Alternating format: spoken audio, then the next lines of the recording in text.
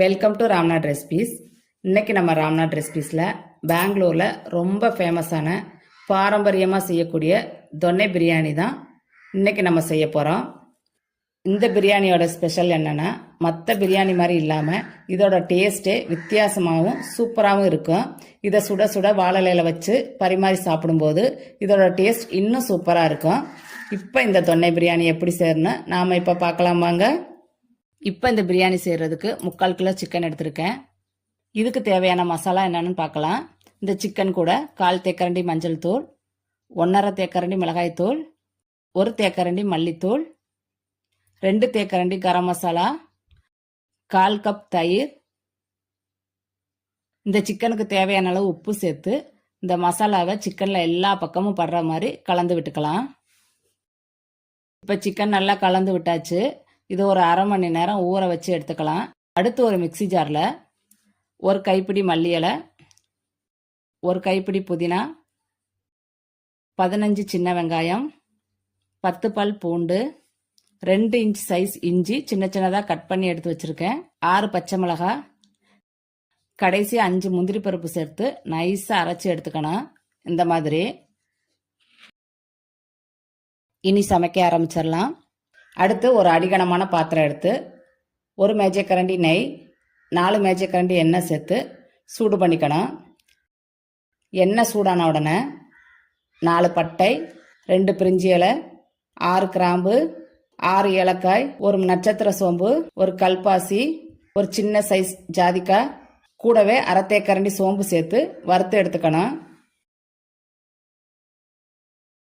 இதெல்லாம் வறுபட்ட உடனே 2 பெரிய வெங்காயம் நீல வாக்கில் கட் பண்ணி எடுத்து வச்சிருக்கேன், அதையும் சேர்த்துக்கிறேன். சேர்த்துட்டு கொஞ்சம் உப்பும் சேர்த்து வெங்காயத்தை நல்லா பொன்னிறம் ஆகிற வரை வதக்கி எடுத்துக்கணும். இப்போ வெங்காயம் நல்லா பொன்னிறமாக வதங்கி வந்துருச்சு. இந்த டைமில் அரைச்சி எடுத்து வச்சிருக்கிற மசாலாவை சேர்த்துக்கலாம். சேர்த்துட்டு இதை ஒரு வாட்டி கலந்து விட்டுக்கிறேன்.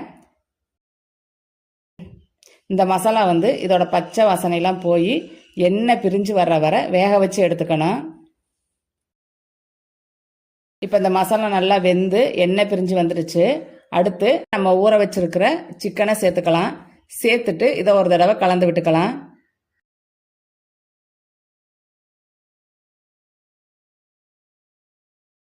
கலந்து விட்டதுக்கப்புறம் கூடவே ஒரு தக்காளியும் சேர்த்து கலந்து விட்டு சிக்கன்ல இருந்து தண்ணி வெளியேற வரை சிக்கனை வேக வச்சு எடுத்துக்கணும். இப்போ சிக்கன்ல இருந்து தண்ணி நல்லா வெளியேற ஆரம்பிச்சிருச்சு. இந்த டைமில் 6 கப் தண்ணி சேர்த்துக்கிறேன். சேர்த்துட்டு ஒரு தடவை கலந்து விட்டுக்கலாம்.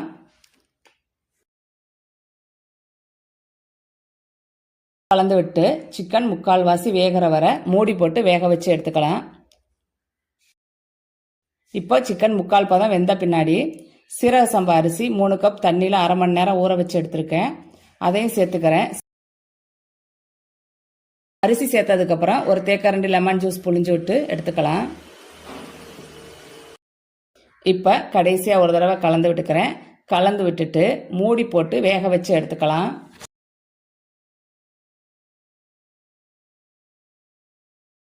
அரிசியும் தண்ணியும் இந்த மாதிரி ஈக்குவலாக வந்த உடனே ஒரு தடவை லைட்டாக கலந்து விட்டுக்கலாம்.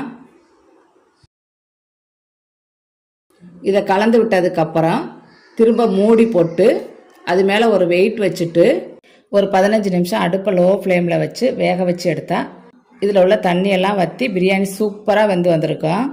அதுக்கப்புறம் ஸ்டவ் ஆஃப் பண்ணிவிட்டு ஒரு அரை மணி நேரம் அப்படியே மூடியே வச்சிங்கன்னா உங்களுக்கு பிரியாணி சூப்பராக செட் ஆகி வந்திருக்கும். இப்போ பிரியாணி எப்படி வந்திருக்குன்னு பார்க்கலாம். பிரியாணி சூப்பராக வந்திருக்கு. இதே மாதிரி இதே மெத்தடில் நான் செஞ்சுருக்கிற மாதிரியே நீங்களும் உங்கள் வீட்டில் செஞ்சு பார்த்துட்டு சொல்லுங்கள். உங்களுக்கு இந்த வீடியோ பிடிச்சிருந்தா ராம்நாத் ரெசிபீஸ்க்கு லைக் பண்ணுங்கள், கமெண்ட் பண்ணுங்கள், ஷேர் பண்ணுங்கள். வீடியோ பார்க்குற எல்லாரும் மறந்துடாமல் சப்ஸ்கிரைப் பண்ணுங்கள். Eat healthy, think better.